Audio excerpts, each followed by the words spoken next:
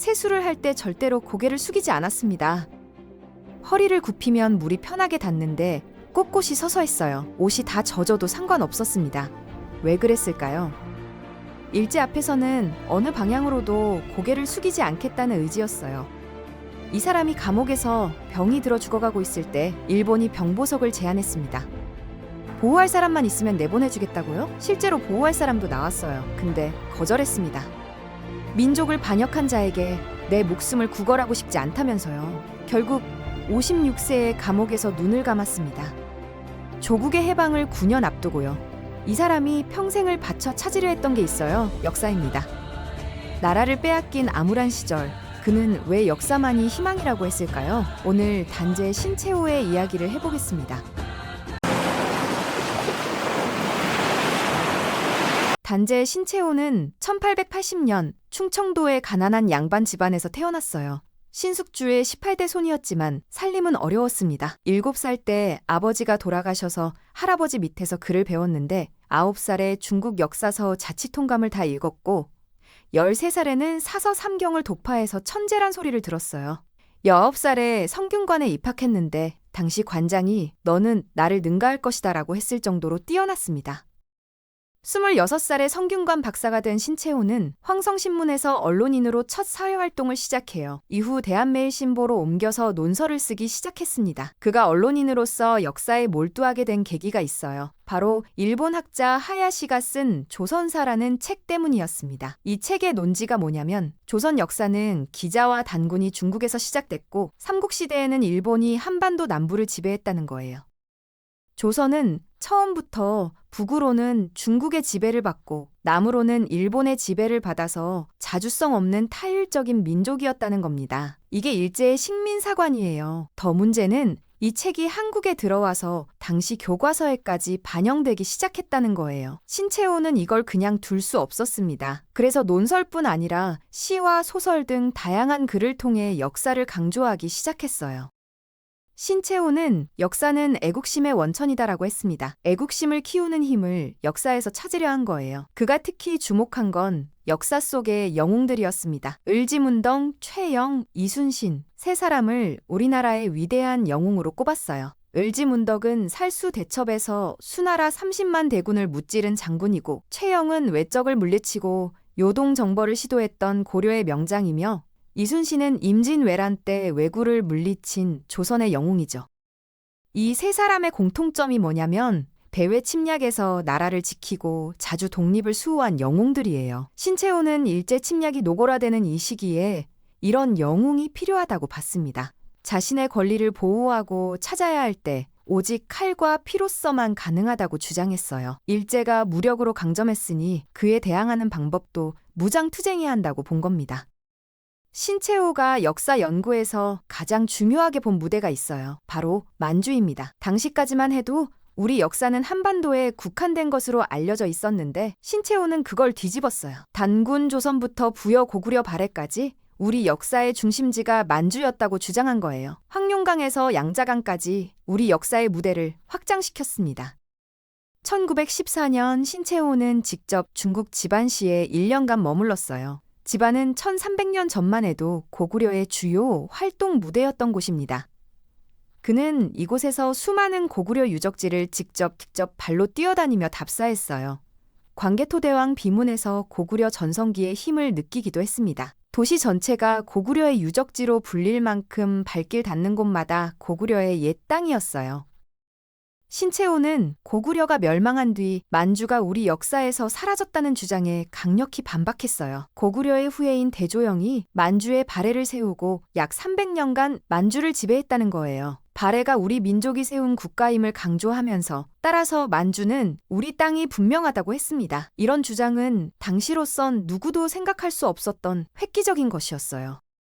그는 왜 만주를 이렇게 중요하게 봤을까요? 당시 만주는 한국 독립운동가들과 이주민들의 생활 무대였거든요. 만주가 남의 나라가 아니라 옛날에는 우리 선조가 역사를 만들고 생활했던 우리 땅이었다는 것이 독립운동을 하는데 정신적으로나 실제적으로나 큰 도움이 됐습니다. 잃었던 민족의 자긍심을 되찾게 해주는 거였어요. 신채호가 조선 역사 1000년 내에 제일 큰 사건으로 꼽은 게 있어요. 아이러니하게도 고려사에는 반역으로 기록된 사건입니다. 바로 고려 중기 묘청의 난이에요. 묘청은 금나라를 정복하자고 주장하며 칭제건원까지 내세운 인물입니다. 칭제건원이 뭐냐면 황제라 칭하고 연호를 정하자는 건데 이건 중국과 대등한 관계라는 걸 선언하는 거예요.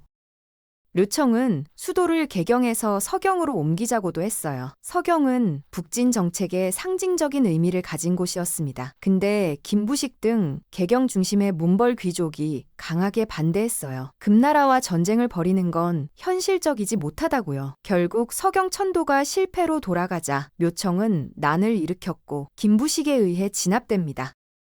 신채호는 왜 이 사건을 그렇게 크게 봤을까요? 묘청은 자주적인 정치가였고 김부식은 사대주의적인 정치가였다고 본 거예요. 묘청이 자주적인 힘을 길러서 만주도 회복하고 요동도 회복할 꿈을 가졌는데 김부식이 군사를 데리고 가서 묘청을 패배시킨 거예요. 그리고 삼국사기를 써서 압록강 이남에 만족하도록 정신적으로 가뒀다는 겁니다.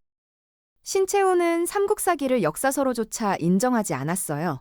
왜냐면 우리 역사를 우리 관점이 아니라 중국적인 관점에서 해석했기 때문이에요. 고구려가 중국과 전쟁을 해가며 자주권을 수호한 부분에 대해 중국을 어떻게 거역하느냐는 비판이 있고 거리를 측정할 때도 북경에서 몇 리라는 식으로 썼어요.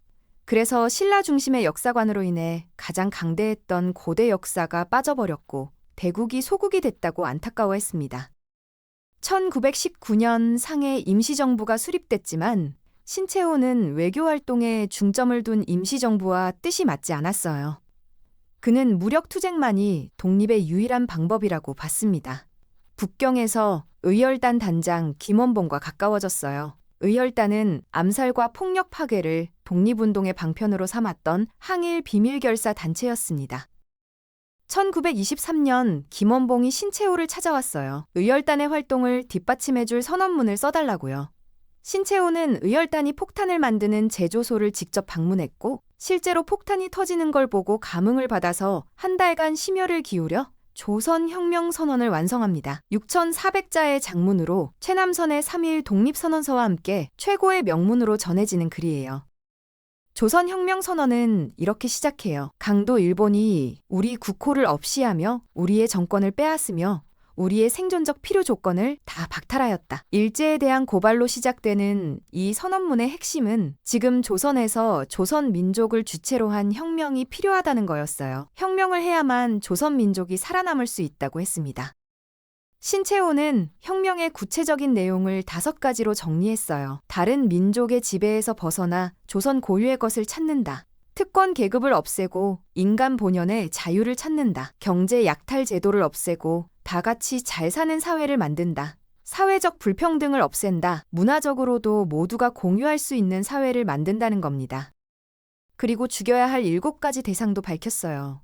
조선 총독부와 고관 일본군, 순회, 대만 총독, 매국노, 친일파, 밀정, 반민족적 토호를 없애야 한다고 했습니다. 식민지 지배 아래서 독립을 찾는 유일한 방법은 모든 사람들이 폭력으로 맞서는 길밖에 없다고요. 민중은 우리 혁명의 대본령이다. 폭력은 우리 혁명의 유일무기다라고 선언했어요.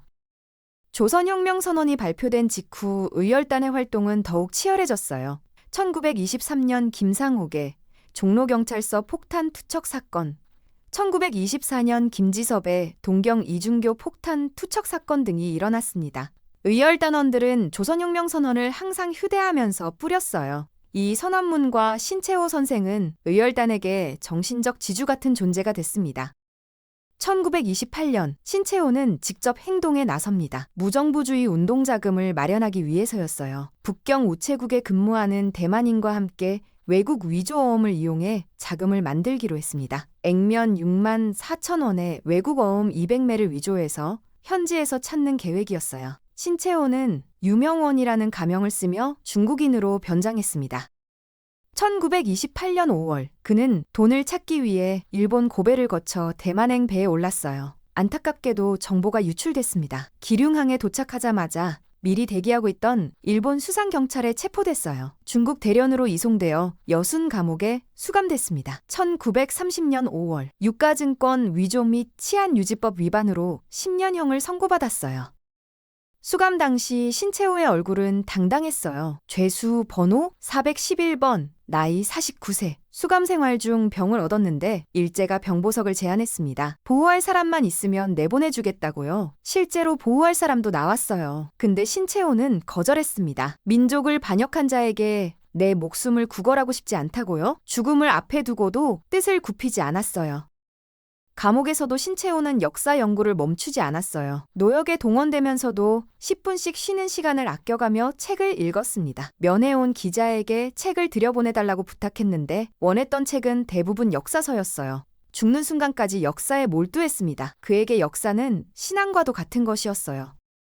신채호는 역사란 무엇인가에 대해 이렇게 정의했어요. 아와 비아의 투쟁의 기록이다. 아는 나를 말하고 비아는 나 아닌 다른 것을 말해요. 역사는 나와 다른 것과의 끊임없는 투쟁으로 쟁취해내는 것이라는 겁니다. 이것이 신채호가 처음부터 끝까지 일관되게 가지고 있었던 역사관이에요.